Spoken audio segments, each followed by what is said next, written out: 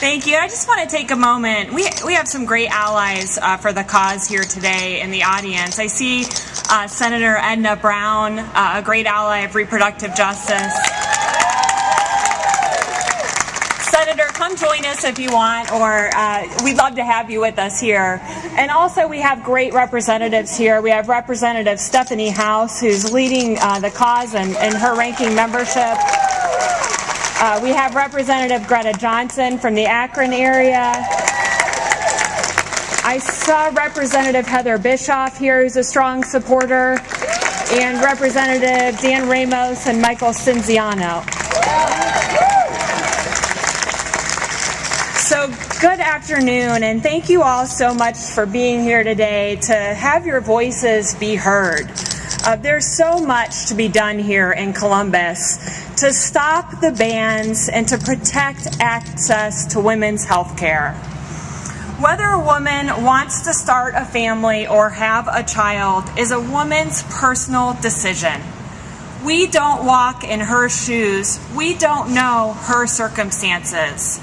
And we should not substitute political judgment for sound medical judgment and her personal decision.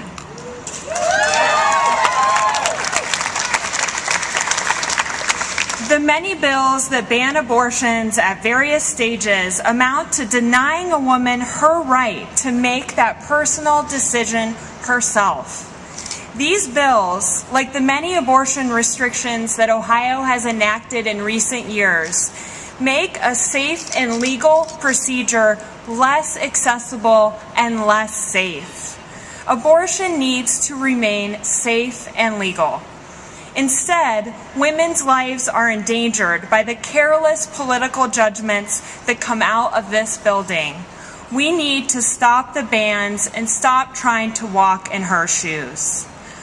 The budget that is pending in the Senate will end health care coverage for low-income women who become pregnant or who develop breast or cervical cancer. Essential coverage that is available today in Ohio will end. Even though we are nearly dead last in the country for infant mortality, and we are in fact dead last in African American infant mortality, this budget will worsen the problem. We need to stop paying lip service to major problems like our shocking infant mortality rate and restore health care coverage to these women.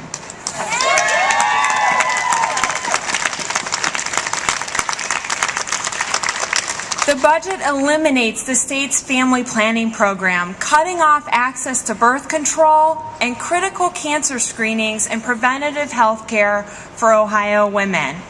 And the budget will also divert limited federal funds away from needy families and towards so-called crisis pregnancy centers that shame, coerce, and judge women while withholding truthful information about their pregnancy options and their health care.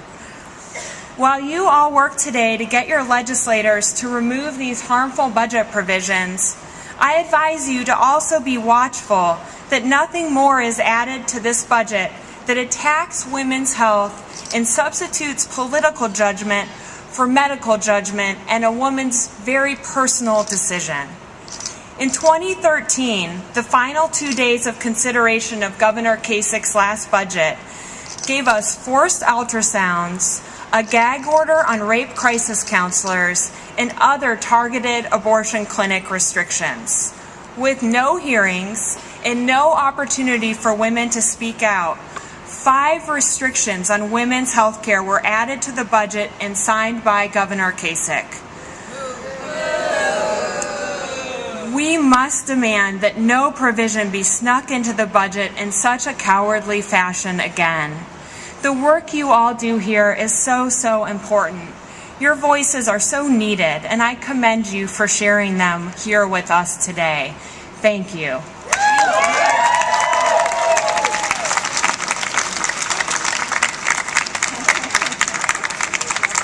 Thank you. Wow. Thank all of you. Our speakers were wonderful and really help us understand what is at stake.